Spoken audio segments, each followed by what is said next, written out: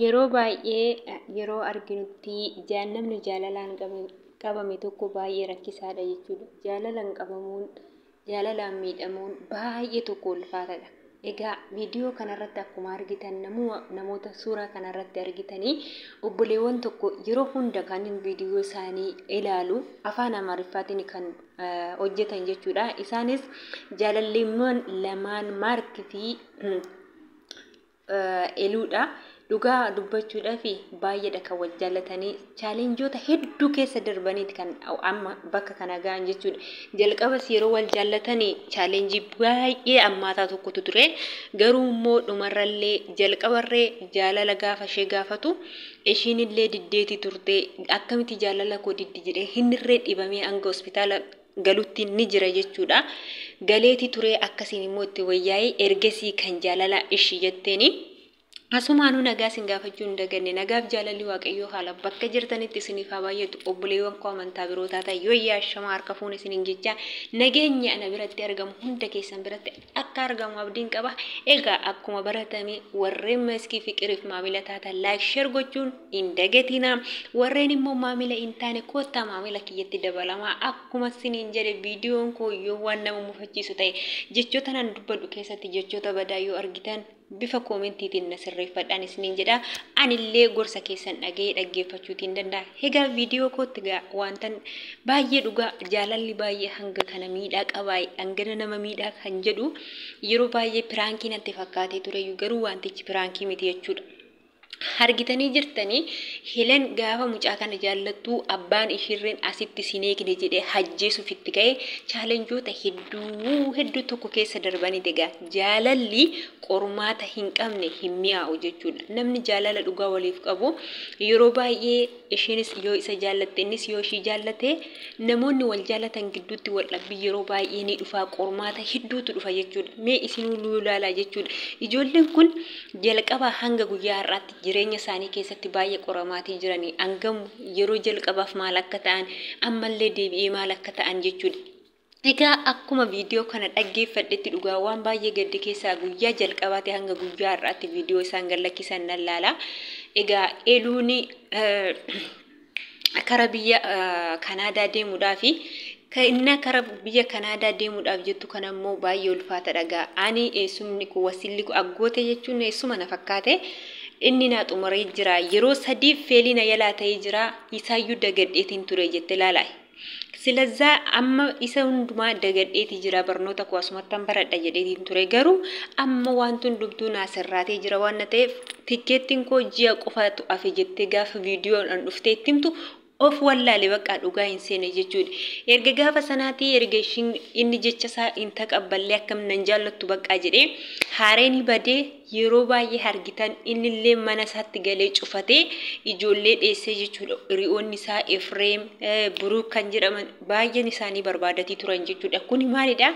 Jaalala qulqulluu jaalala bishaan akka taliilati jechuudha. Jaalaliin akkanatti nama dhukkubsu kun ishiin irra yeruma sana of wallaalte hospitaala galtee torbee tokkoon booda kan hospitaala baatee argitanii jirtanii dhugaa dubbachuuf edaa jaalalli aarsaa hangana nama kaffalchiisa. Ijoolleen kun hangam akka wal jaallattu ishiin dhiisuu hin danda'u. Kanaadaa cinqii meeqatti hin dhufe aggootiin koo natti dallana waan ta'eef gatii hanga kanaa natti baase waan ta'eef dirqama deemuutiin qaba jedha.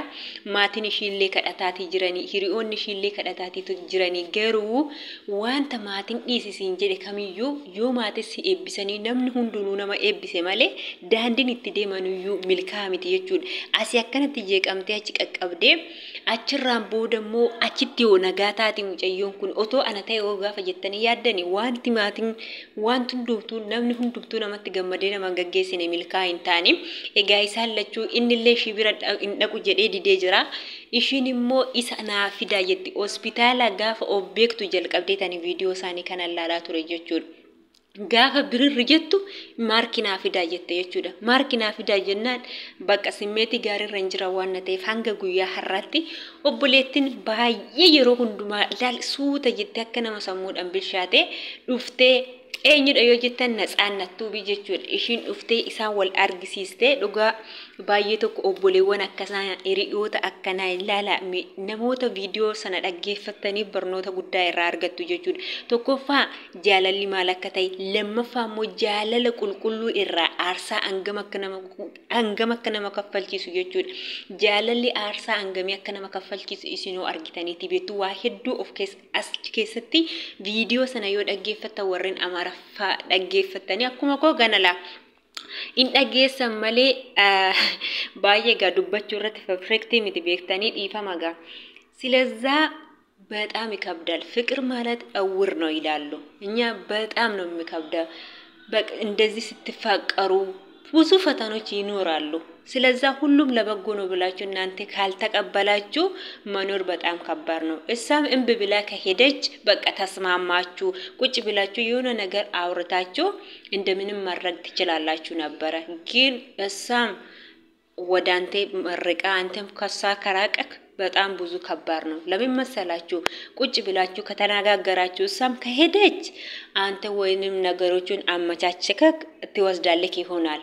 ወይንም ደግሞ ነገሮቹ ደግሞ አሁንም አይሳካም ይሆናል። ስለዛ ቁጭ ብላችሁ እንደዚህ ካረግን እንደዚህ ይሆናል፣ ይሄንን ከሰራን ይሄንን ያዋጣናል ወይ እዚህም ሰርተን እናገኛለን። ሁሉም ነገር እዚህ አብረን ሆነን እየሰራን ቪዲዮአችን እየሰራን ስንት ነገር አይዳ ፈጥረን እንሰራለን ብላችሁ እንደዚህ ከተባበራራችሁ ቁጭ ብላችሁ ማለት ነው በቃ መዳመጥ ነው። ሌላ ሰው መዳመጥ ነው። ሰው ሁሉም ፈተና ነው። ፍቅርም ይሁን ስራም ይሁን ሁሉም ቦታ ፈተና ነው። ሁሉም ቦታ ከሄዳችሁ ስራ ነው። ኢትዮጵያም ውስጥ ትኖር ሌላ ሀገርም ትሄድ ፍቅር ካለ ሁሉም ነገር አለ። አንደኛ ፍቅር መኖሩ ነው የሰው ልጅ ዋናው ማለት ነው። እና በጣም ጎደኞቹ በጣም ተጨንቆ ነበር ከምገባ በላይ ነው። ከመጀመሪያ እስከ ዛሬ ቪዲዮአችን እያየው ነበር። በጣም ፍቅራቸው እየተለየ ነው። እውነተኛ ፍቅር ማለት እንዲህ ነው። በቃ እንዲህ ነው እውነተኛ ፍቅር። እኔም በጣም ወዳቸዋለሁ። እግዚአብሔርም በጣም ደስ ብሎኛል እናንተ ስለተገናኛችሁ ቀስ ብላችሁ ቁጭ ብላችሁ ስታወሩ ወይንም እሷም ደግሞ ሐሳቧን ትቀይራለች ነበር። እሱ በቃ አልፈልግም ከእንግዲህ በኋላ እሷን አላየትም አለ። እሷ ግን ፍቃደኛ ነው። ብርር ስትለው ማርክየት አለ ያለች ሆስፒታል ተኝታ ነበር። ከዛ ራሷ ስታቅ ማርክየታል ማርኩን አምጡልኝ እኔ እናንተ ካጣችሁ እኔ እጅ ፈልጋለሁ ከሱ ጋር ማውራት ትችላለሁ ብላ ይየየ ብላ ነበረች። እግዚአብሔር ፍቅራቸው ይብዛላችሁ፣ ትዳራቸው ይባርካችሁ። እኔ በጣም ነው ደስ የምለው አብራችሁ ቢሆን ኑሮ። ለምን መሰላችሁ? እውነተኛ ፍቅር ላይ ብዙ ፈተናዎች አሉ እና ያለን እኛም ላይ ደርሶናል። እና ብዙ ነገር ነው ትምህርት ምን ወስደው እነዚህ ቪዲዮ ላይ ማለት ነው። እና ከናፉ አከሰነ ሲን እንጀራ ዱጋ ዱበቹ ደፊጆሌ ከነ ባየን ረተከታተላ ባየን ይሳንጃለዳ ማልፍታናን አርሳን ጃላላ ከሰቲ ማላከተ ጃለሊ ቆርማታ ሂንዳምኔ እንጅሩ የኝም ትከኛ ጃለኒት ሂዳብኔ ጅራ ቆርማን ጃላላ ዱጋ ጅሩ ሰና ከሰቲሞ አንገማ ከነ ባባባቹ በሬቲ ጅራዋን ተኤፍ ከናፉ ዋቀዮኒሞ ሐረኪኑ አከሲን ጋፈል አርገኒ ዋንቱን ዱብቱ ዮ ዱቢደን ፉራሜ ማለ ሂንተው ቤክተኒ ጅሬኛ ከሰቲ ታአኒ ዮ እቲ ዱበታ ዮ ወሊ መርያተን ዮ ዴምቴ ስራኮ ሂንቀቡ እኔ ዳሎ ጀተላላ ቤክተኒ ጀቤ አኒ ነንዴ መዱጋ ዴ አፉ ሂንቀቡ ጀቴቲ ጅርቲ ዮሞ ዋቀዮ ለጴ ሺ እሺ ዳፍራፍሴ አደሙ ዲስተ አስማን ኦጀተን ረራኮ ሚቲ አናከ ኪያቲ ኦሶ ዴምቴ ኢሽንገሩ ኦፊት አማናሙማ ቀባቴ ነምኒ ወጋ ሰዲ ዲሰቲ ወጋ ኩዳኑዩ ወሊ ሄገ ጀቹድ ማሊፍታናን አስረት ዋናን አማናሙማዳ ዮ አቺ ዴምቴ ማርካ ሶዳቴ ዮ አቺ ዴምቴ አማለ ብራጅ ጅረቴ አቹመትረን አጎትሺ ኤሩምሲሱ ደንዳ ያ ጊዜ ማልን ጎዳይና ሰናከሚን ጎዳ ጀሬ ከዱበታቲ ትረጀቹድ kana video kana mo yo jallatan share like comment gochu hindagatina bakkan mo doguguretti arraban ala nasri fadani sinin jira video ko harra kanu marrat rawat kana fu gudda galat homa